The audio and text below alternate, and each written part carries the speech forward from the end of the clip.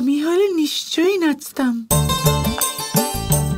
আপনি এত শক্তিশালী, এত বলবান আপনি উমেশ বাবু, যে কোনো মেয়ে আপনার মতো স্বামী পেতে চাইবে জানেন।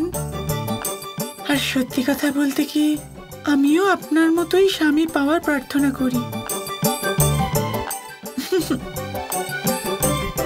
সত্যি রাধা দেবী কত ভাগ্যবতী যে ওনার আপনার স্ত্রী হওয়ার সৌভাগ্য হচ্ছে। এই সৌভাগ্যের বদলে তো রাধা দেবীর আপনার এই ছোট্ট ইচ্ছে পূরণ করাই উচিত, তাই না? আর সেই জন্যই তো খারাপ লাগছে আমার যে আপনারই এই সৌভাগ্য হচ্ছে না।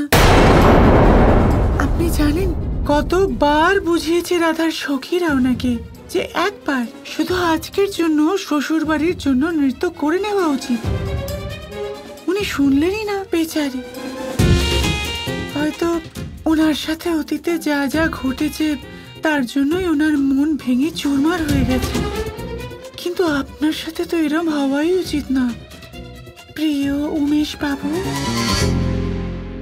আমি রাধাকে বলবো ও আমার জন্য অবশ্যই নৃত্য করবে। না তো, রাধা দেবীর ইচ্ছের বিরুদ্ধে রাধা দেবীকে দিয়ে কেউ কোনো কাজ করাতে পারে না। আমি করাবো রাধাকে দিয়ে। আমি ওর হবু স্বামী, আর একজন স্ত্রীর তার স্বামীর কথা মানা উচিত।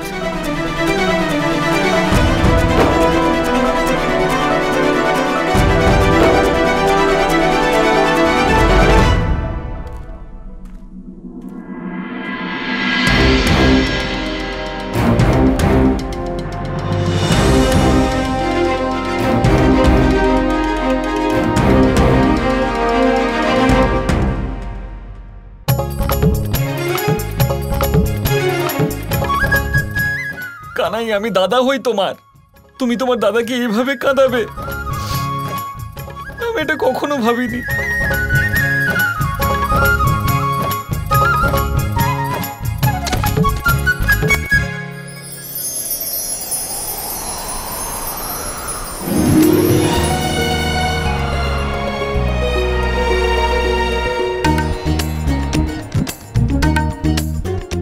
আপনি ঠিক আছেন? আপনার কিছু হয়নি তো?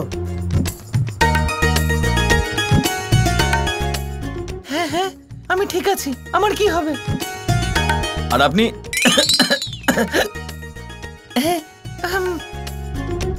আপনি কে? আমি রাধার ভাই ধামা। আর আপনি কে? আমার নাম বলদেবী। এতে আশ্চর্যের কিচ্ছু নেই যে তোমার নামকরণ একদম সঠিক। হে নারায়ণ, তোমার মতো শক্তিশালীকে সামলাতে আমার দু হাতের সমস্ত সামর্থ্য লেগেছে।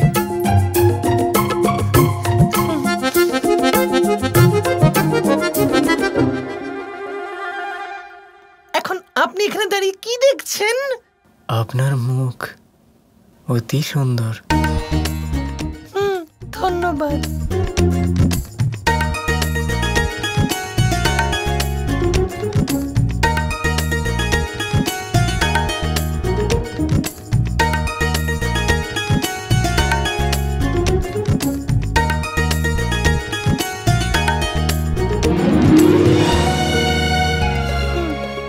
ধামা, কোথায় তুমি?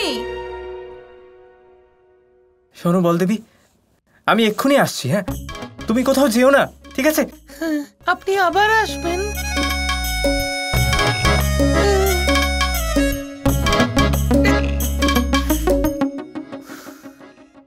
ওহো কানাই, এটা কোথায় ফাঁসিয়ে দিলে আমাকে। পরের বার আমি তোমাকে একদমই ছাড়বো না।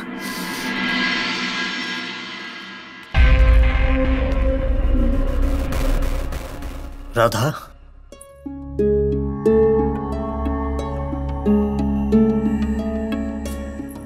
উমেশ, আপনি এখানে আমার ঘরে?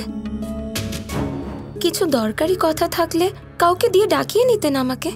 কথাটাই এমন যে আর থাকতে পারলাম না। আমি শুনেছি যে তুমি খুব ভালো নৃত্যশিল্পী।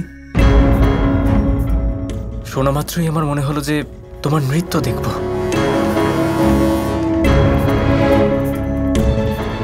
তোমার হবু স্বামী হওয়ার দরুন আমি কি তোমাকে নৃত্য করার অনুরোধ করতে পারি না? উমেশ, দেখুন, আমি নৃত্য করা ছেড়ে দিয়েছি, আর এখন আমার নৃত্যতে কোনো রুচি নেই। দেখো রাধা, রাধা, শুধু একবার আমার জন্য। রাধা, তুমি মানা করো না, তোমাকে নৃত্য করতেই হবে, আমাদের তিলকও হচ্ছে। না উমেশ, আমি করতে পারবো না। আপনি ভুলে যান না এসব। ভুলতে তো তুমি পারছো না ওই কৃষ্ণকে। ওই কৃষ্ণর জন্যই তুমি নৃত্য ছেড়েছো, তাই না?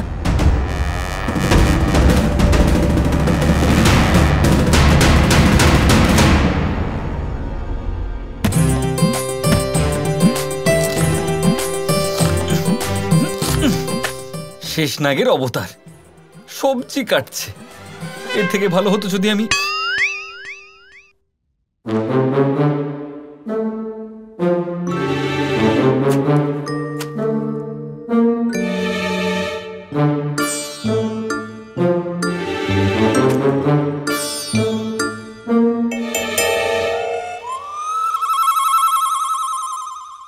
অদ্ভুত, সবজি কেটে এভাবে খাওয়া, এ তো দারুণ।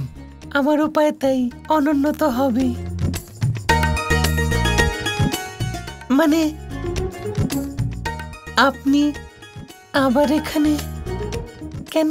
আমি শুধু দেখতে এসেছিলাম আপনি ঠিক আছেন কিনা। আচ্ছা, আপনার কিছু লাগবে না তো?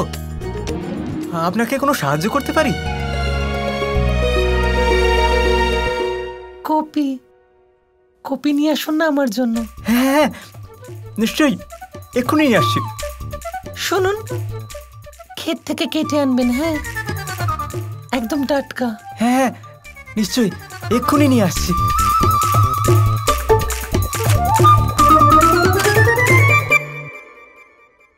একদিকে এর মা যে এত কাজ দিয়ে গেল আমাকে, আর অন্যদিকে এই মূর্খ ছেলে। মনে হচ্ছে শুধু রাধাই নয়, পুরো পরিবারই মানসিক ভারসাম্য হারিয়েছে। কানাই, এবার খুব ভালো ফাঁসালে না, খুব খারাপ ফাঁসালে। এর প্রতিশোধ আমি নিয়েই ছাড়বো, এর প্রতিশোধ আমি নিয়েই ছাড়বো। এসব আপনি কি বলছেন উমেশ? কৃষ্ণের সাথে কোনো সম্পর্ক নেই। আমি বললাম তো, আমি নৃত্য করা ছেড়ে দিয়েছি। ছেড়ে দিয়েছো, ভুলে তো যাওনি। আর এখন আমার কথায় তুমি নৃত্য করা শুরুও করতে পারো।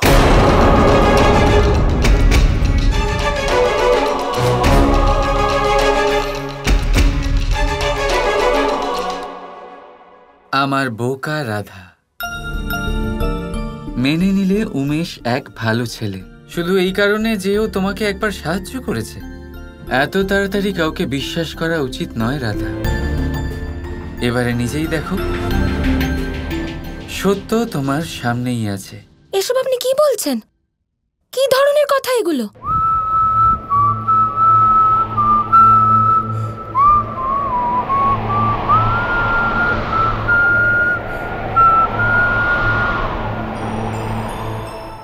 শুনছো তুমি রাধা? আমি তোমাকে কিছু বলছি, তোমার সেটাই করা উচিত যা আমি তোমাকে করতে বলবো। শুনছো তুমি?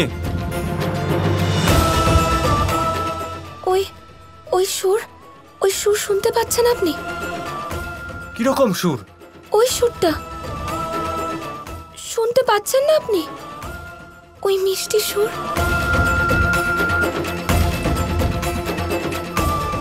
রাধা, দেখো, তুমি তোমার হবু স্বামীকে ছেড়ে বাহানা বানিয়ে চলে যেতে পারো না। দাঁড়াও, আমি জানতে চাই যে তুমি আমার জন্য নৃত্য করবে কি না।